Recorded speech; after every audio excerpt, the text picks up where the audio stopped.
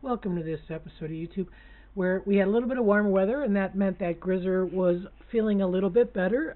Certainly cold does impact his older joints and certainly makes him more cautious about where he goes. The snow is slipperier when it's cold, but as we warmed up to about 20 degrees, he went to the top of the den and he's back to laying up in the hay in the top of the den.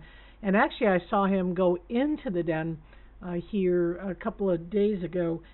But I think the snow is getting a little bit deep. It's harder for him to duck in. So one of the projects this weekend is to try to clear that snow in front of the den to give him an easier path to get into. Lots of maintenance goes on here. Certainly the care of the wolves is our first priority when it comes to managing, and lots of snow makes for lots of work.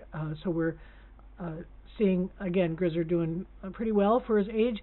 The other thing we've been noticing, too, is he's pretty excited about seeing the exhibit pack. Every morning we'll find him over at the shared gate. There's a protective panel there, so he can't be physically touching them, but he certainly does like to paw at them, and Axel's been doing a little bit of posturing, trying to keep Rika away from him. You can see that high tail of Axel. That gets Grizzer a little excited, and we again see stability is an issue at 17.5, but still able to paw and socially engage between the fence and give him a lot of interaction there. So that's been a standard thing since we've really opened up that gate. And morning checks with the pack are pretty frequent, but as the temperatures get colder, the hormones in the exhibit pack are picking up a little bit, so we're seeing probably a little bit more posturing over there, and Grizzer's not afraid to posture with Axel.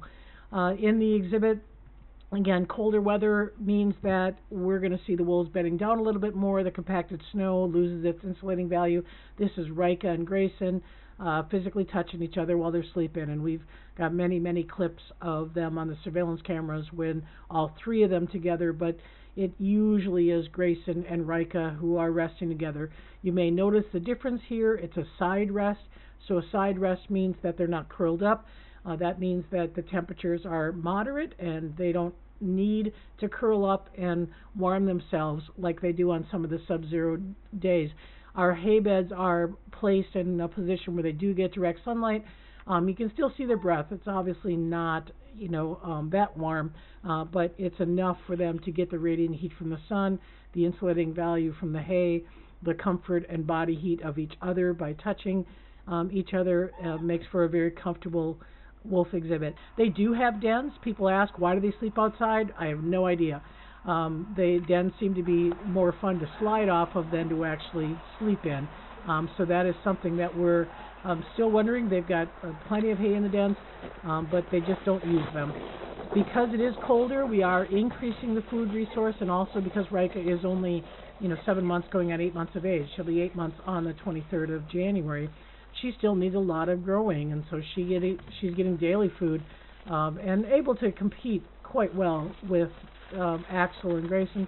Axel has a tendency to be a little bit hard driving her away from food, but again, we're really watching that closely. We watch the scats to be able to tell, if they've got meat in their system, how large they are, the color that they are, will give us a lot of information. So if you want to hear more about our wolf management program, check out our webinar on our website at www.wolf.org.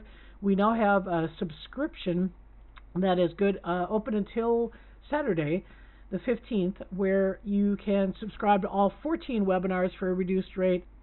Otherwise, you can log in as a single viewer for each particular webinar. They are all recorded, and archives will be sent to people after the webinar. So thanks for watching, and we'll see you next time.